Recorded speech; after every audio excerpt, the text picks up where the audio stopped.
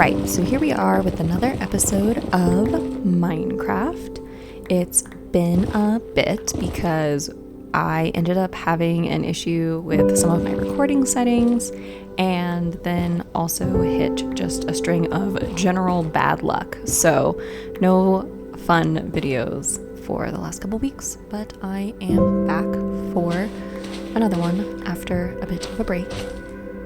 So we are continuing on, heading out into the Nether. So be sure to leave a like and subscribe. I looked up on the seed map to see where the next nearest Nether fortress was, and that's the direction that I'm currently heading. Unfortunately, I didn't think too hard about the fact that I don't have mending and I don't have an iron farm right now because of my villagers. So spending a diamond pickaxe is in fact very expensive.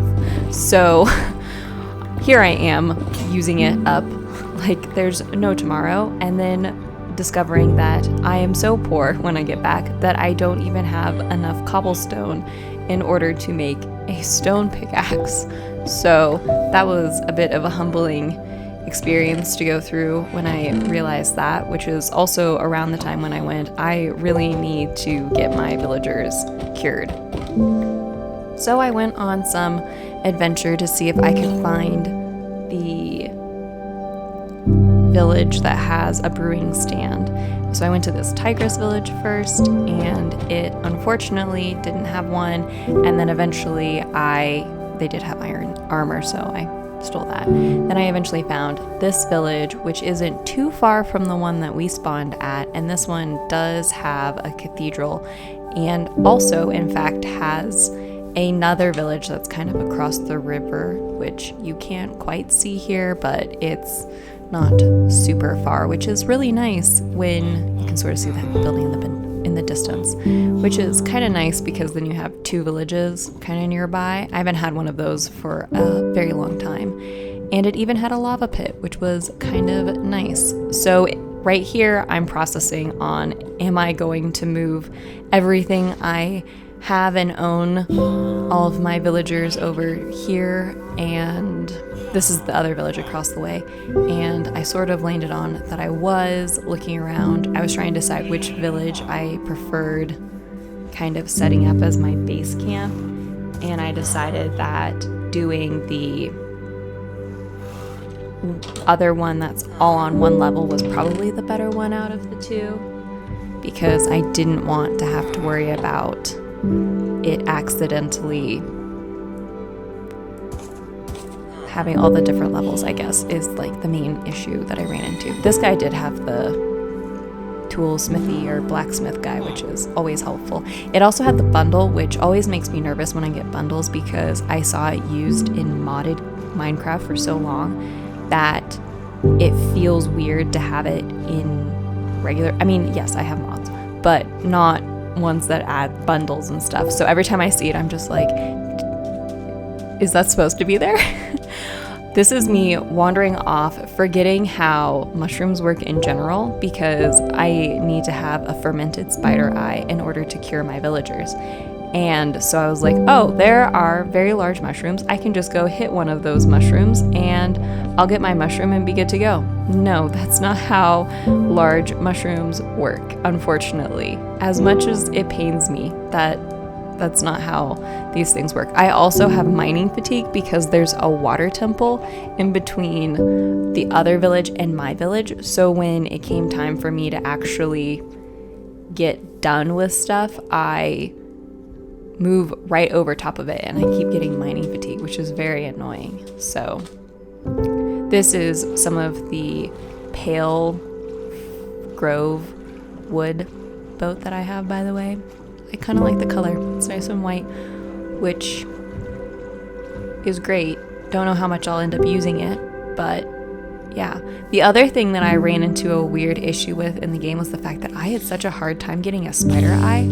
I don't know if I've just gotten so used to using a looting 3 sword that I didn't realize how infrequently that they drop, but that was a real pain. I spent probably 45 minutes trying to get that spider eye, and then I saw this red mushroom, and I thought, oh hey, player 2, this is exactly what you need in order to ferment a spider eye.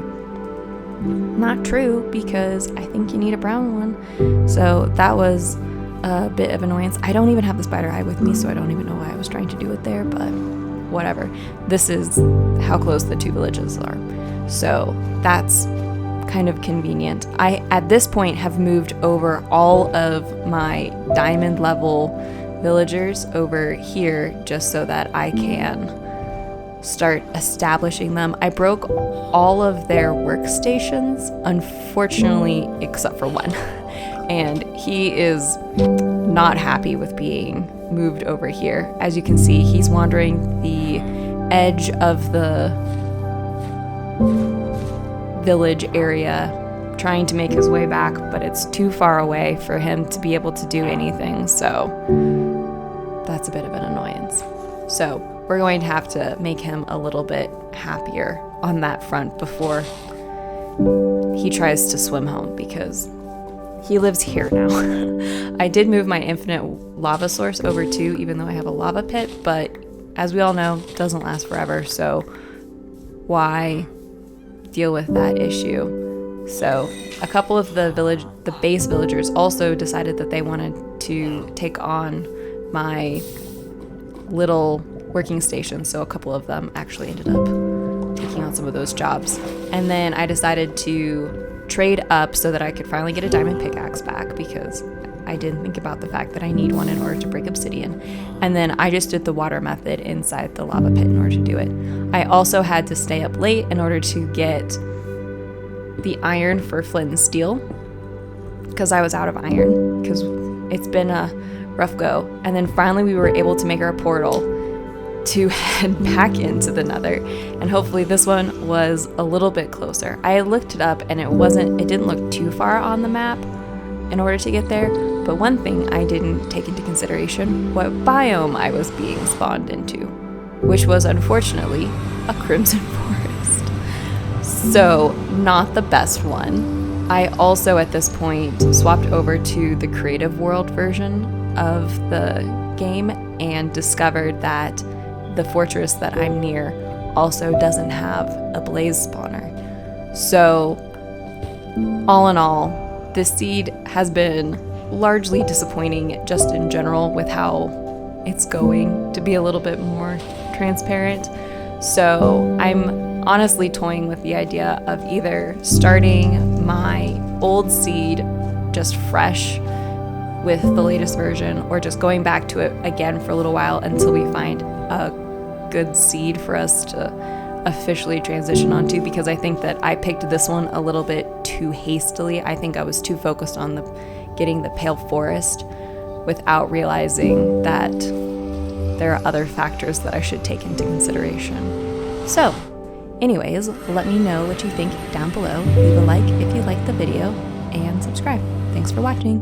Bye.